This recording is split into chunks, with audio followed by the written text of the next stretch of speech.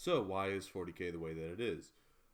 A lot of people like to do the meme of Magnus did nothing wrong, or it's all Magnus's fault. And then people will go, well, no, it's really all the Eldar's fault for causing Slanesh and giant warp rifts. And people will go, well, no, it's actually all the Necrons' fault. And then they'll go, well, no, it's all the Old Ones' fault for not giving them immortality. That's usually where it ends. And it goes, oh, it's the Old Ones' fault because they didn't, they weren't nice to the Necrons. And I have to say, the Necrons don't really deserve the immortality. Or I have to say, the Necrons don't really get the hate they get for how much they ruined the setting. Not in like the setting sucks because of them, but because how much the setting is dark and awful because of them. A little bit about the Necrons. A lot of their books, when they go back in time and they talk about the memories of the old empire and the old dynasties and the times of flesh, the Necrons were extremely hierarchical, where a noble could walk out into the street, slit a peasant's throat, and then walk away just fine. They were Dyson Sphere level technology, and they had a majority of their population living in shanty towns in mud shacks.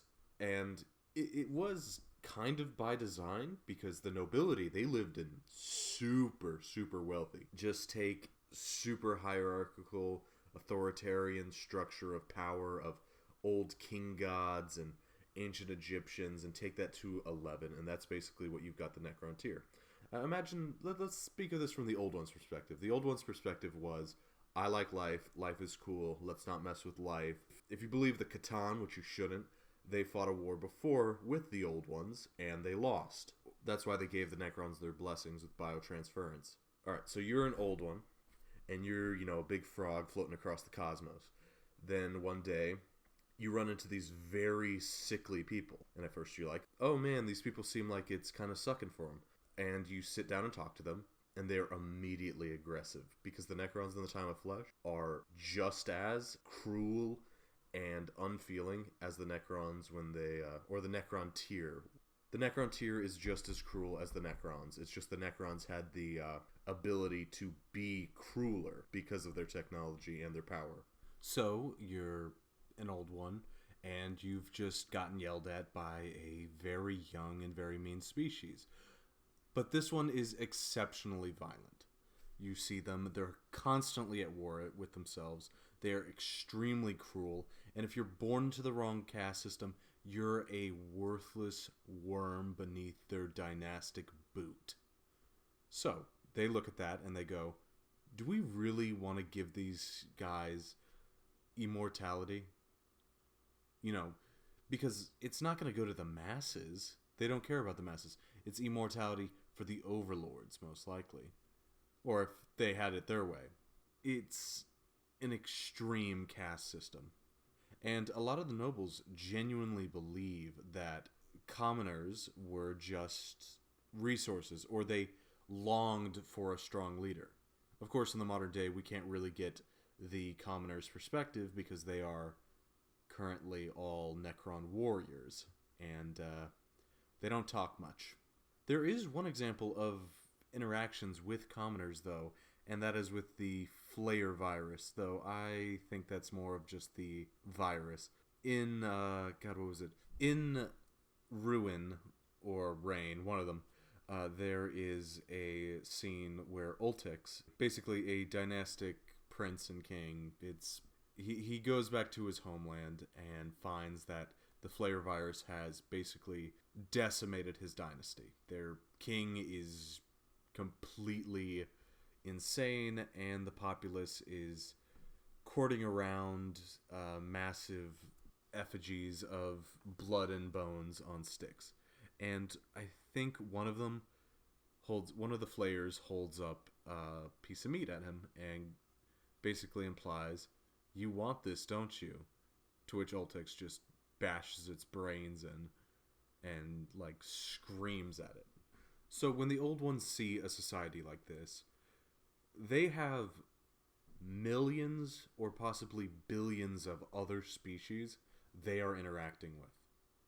And the Necron tier are aggressive, authoritarian, xenophobic, far more than the Imperium probably is at the time, because Necrons take offense to the idea of living over organic life forms as if they were commoners. I think there's only one Necron that does that, but even then, he's treating them worse than commoners, and as we've established before, the commoners were living in mud shacks and shanty towns and barely fed, and, basically you could be murdered at any time, so being treated worse than commoners is, well, you take your guess.